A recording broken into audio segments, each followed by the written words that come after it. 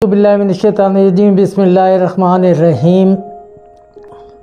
एक बार फिर आपको खुशामदीद कहते हैं अपने चैनल स्टोरी 707 टीवी में, और आज एक और छोटी सी कहानी के साथ। ये कहानी हमारे दोस्त ने हमें अपनी ज़बानी सुनाई और हम उसी की ज़बानी आप तक पहुंचा रहे हैं। रात का टाइम था, वो ड्यूटी ऑफ करके घर की तरफ आ रहा था। इशा की नमाज़ ख़त्म हुए कोई तकरीबन आधा पौन घंटा हुआ था। उसने देखा मस्जिद का गेट खुला हुआ है, गाड़ी खड़ी की, मोटरसाइकिल खड़ी की और गेट से अंदर दाखिल हो गया। अभी वो दाखिल ही हुआ था अंदर, तो कारी साहब गेट बंद करने के लिए आ रहे थे। सलाम दुआ हुई, कहने लगे अहमद साहब कैसे हैं? बोला अल्लाह का शुक्र है। कहने लगा जी नमाज़ पढ़ेंगे? आप पढ़ लीजिए, मैं ये ताला अटका देता हूँ। नमाज सहन में ही पढ़ेंगे, हरम मैंने बंद कर दिया है, तो आप जाते हुए बाहर से ताला लगा दीजिए। कहा कि जी कोई बात नहीं। उन्होंने ताला कुंडी में खुला हुआ अटका दिया। वज़ू की, सहन में गए, नमाज़ पढ़ ली। एक बल्ब जल रहा था, अंधेरा था ज़्यादा, कोई बहुत ज़्यादा, वो एक बल्ब रात भर जलता रहता है मस्जिद का। उन्होंने बड़े सुकून से, अहमद साहब ने नमाज अदा की, नमाज पढ़ के लंबी दुआ की। थोड़ा वक्त गुजरा, वो उठे और मुड़ के चल दिए। जैसे ही सहन से निकलने देखे तो उन्होंने देखा कि सहन में छोटी सी बाउंड्री थी, सहन के साथ ही उसके साथ एक आदमी बैठा हुआ, और वो अपनी धुन में बैठा हुआ आदमी था और अपने सर को हिला रहा था और हाथ को झटके दे रहा था। अजीब सा माहौल था उसका, अंदाज़ा हुआ। वो हैरान हुए कि कारी साहब तो कह रहे थे कि मस्जिद में कोई नहीं है, मस्जिद मैंने बंद कर दी है, और ये मस्जिद साहब, ये साहब कौन है? तो वो खैर उतर के कारी साहब के घर की तरफ, गेट के साथ ही कारी साहब का और इमाम साहब का घर था जो दूसरी तरफ गली में खुलता था।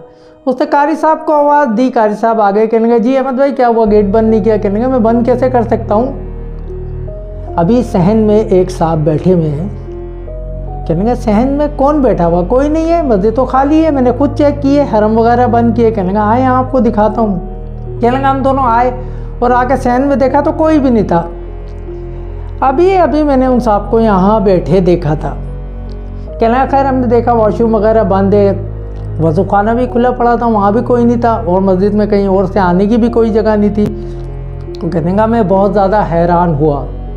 हम दोनों बातें करते करते वापस आए, गेट के पास रुके, और मैं उन्हें यकीन दिलाने की कोशिश कर रहा था वाकई अभी मैंने एक साहब को देखा है जो बाउंड्री के साथ मस्जिद में बैठे थे।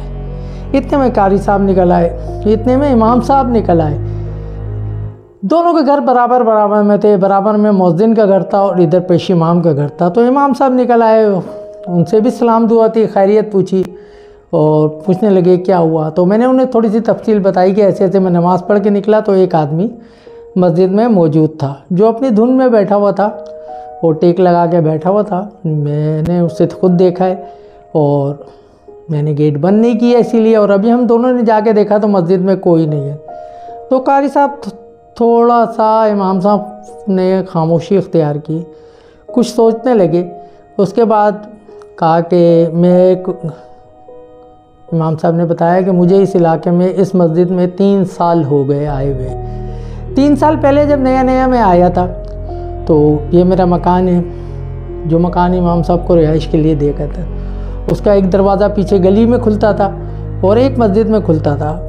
जो दरवाज़ा खुलता था उसके साथ ही एक खिड़की थी। कहने के यही मेरा कमरा है। तो एक दिन रात को कोई 2 या 2:30 बजे के टाइम मेरी आँख खुली तो खिड़की गर्मी की वजह से खोली हुई थी, तो मैंने मस्जिद के सहन में देखा कोई शख्स नमाज़ पढ़ रहा था। वो सामने हरम के दूसरे पिलर के सामने खड़ा हुआ कोई बाकायदगी से नमाज़ पढ़ रहा था। तो मुझे बड़ी हैरत हुई कि मस्जिद बंद है, इस वक्त कौन नमाज़ पढ़ रहा है। मैंने जल्दी वज़ू किया, वज़ू करके मैं सहन में आया, मस्जिद में आया तो वहाँ कोई नहीं था। खैर मैंने इस बात को अपने तक रखा कि अल्लाह की मखलूक है, ना जाने कौन सी मखलूक थी, कौन था जो नमाज़ पढ़ रहा था। खैर, और आज आपने भी मुझे वही बात बताई कि मैंने सहन में किसी को देखा है। पेशवान साहब कहने लगे कि अहमद भाई आपसे गुजारिश है, इस बात का तस्करा किसी के साथ कीजिएगा नहीं, क्योंकि लोग बातें बनाना शुरू कर देते हैं, कहना शुरू कर देते हैं कि वो जिनों वाली मस्जिद है, या उस मस्जिद में तो जिन्नात आते हैं, जिन्नातों की नमाज़ें होती हैं। ऐसा कुछ नहीं है, अल्लाह की मखलूक है, हो सकता है कहीं से गुज़र हुआ हो, आया हो। تو یہ بات قاری صاحب کو بھی انہوں نے منع کی، کسی کو نہیں بتائیے گا، اور میں نے بھی یہ بات ہمیشہ رکھی، مگر مجھے ہمیشہ یاد رہتا ہے کہ صحن میں ایک صاحب بیٹھے ہوئے تھے، اور اس بات کو ہم نے اپنے دلوں میں رکھا، کبھی نہیں کیا۔ اب کیونکہ عرصہ دراز گزر گیا اس بات کو، وقت گزر گیا، علاقہ گزر گیا، تو میں نے آپ تک پہنچا دی۔ Thank you G, Allah